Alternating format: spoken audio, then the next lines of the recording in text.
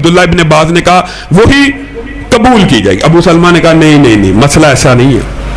مسئلہ ایسا ہے کہ جو وضع حمل ہے وہی، چاہے حامد فوت ہو چاہے طلاق ہو، حامد فوت ہو جائے تو وضع حمل ہی اس کی عدت ہوگی. اب مسجد النبوی ہے، لوگ ڈھونڈ رہے ہیں کہ دو صحابہ کے مابین اختلاف ہو گیا. ابو سلمہ کا وہ مقام اگرچہ نہیں ہے لیکن ابو سلمہ عبداللہ ابن عباس کے مقابلے میں ایک دلیل رکھتے ہیں. انہوں نے کہا جاؤ پتہ کرو، پوچھو.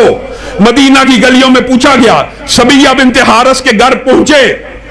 صبیہ بنت حارث نے کہا رسول اللہ، یہ آپ کو پتہ سعد بدری کی بیوہ ہیں، تو رسول اللہ صلی اللہ علیہ وسلم نے جب یہ بیوہ ہو گئی تھی تو رسول اللہ صلی اللہ علیہ وسلم کے پاس آئی تھی اور ان کی بیوہ ہونے کے 20 دن بعد، کتنے دن بعد؟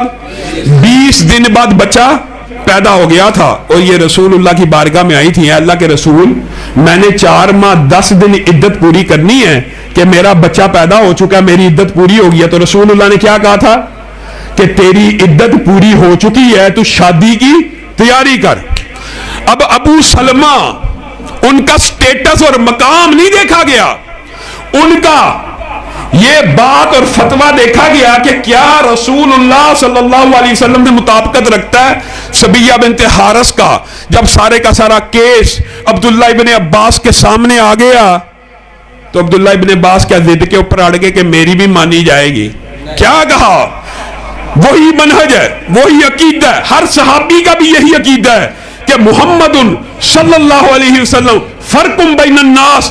کہا پہلے فتویٰ تھا میں عبداللہ ابن عباس کا، اب میرے پاس حدیث آ گئی ہے صبیہ بنت حارث کی سند سے، اب میرا فیصلہ یہ ہے میرے فتوے کو مسترد کر دیا جائے، رسول اللہ کی حدیث کو نافذ کر دیا جائے. مجھے بتائیے کتنا سیدھا، کتنا سچا، کتنا صاف اور شفاف منہج ہے. جہاں پہ قول رسول آ جائے، جہاں پہ حکم رسول آ جائے. اور حضرت عمر کی زندگی میں یہ واقعات بڑے متعدد ہیں لیکن ایک واقعہ آپ کے سامنے رکھوں گا اور پھر اس کے بعد تحریک دفاع اسلام و پاکستان کے حوالے سے چند گزارشات آپ کے سامنے رکھوں گا. بسم اللہ. نعرہ تکبیر، اسلام، اسلام پاکستان. حضرت عمر نے ایک آرڈیننس جاری کیا اپنے دور خلافت میں، اور خلیفہ راشد ہیں آپ کو پتہ ہے نا، ان کے پاس